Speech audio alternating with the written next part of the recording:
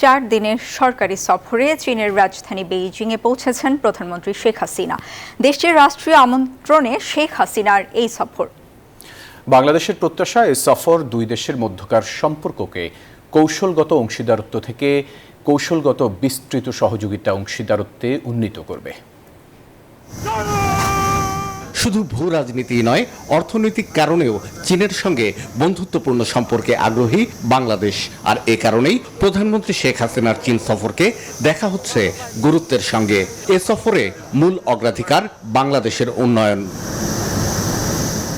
প্রতিবেশী দেশ ভারত সফরের পরপরই প্রধানমন্ত্রী সফর করছেন ভারতের অন্যতম প্রতিবেশী রাষ্ট্র চীন। এখানে গুরুত্ব পাওয়ার কথা রয়েছে তিস্তা প্রকল্প, রোহিঙ্গা সমস্যা, বাংলাদেশে চীনের বাণিজ্য বিনিয়োগ এবং অর্থনৈতিক সংকট মোকাবেলায় বাংলাদেশের ঋণ চাহিদা প্রসঙ্গ। তিস্তা প্রকল্প বাস্তবায়নে ভারত আগ্রহ দেখালেও ইতোপূর্বে এই প্রকল্পের সমীক্ষা শেষে অর্থায়ন প্রস্তাব নিয়ে বাংলাদেশের প্রতি চীনের তাগাদা রয়েছে।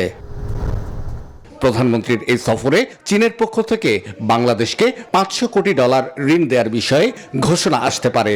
তবে এই ঋণ চীনা মুদ্রায় দিতেই বাংলাদেশের পক্ষ থেকে অনুরোধ জানানো হবে। প্রধানমন্ত্রীর এই সফরে চীনের সঙ্গে কোনো চুক্তি স্বাক্ষর না হলেও অন্তত 20 থেকে 22টির মতো সমঝোতা স্মারক সই হবে। উদ্বোধন হবে 2টি প্রকল্প।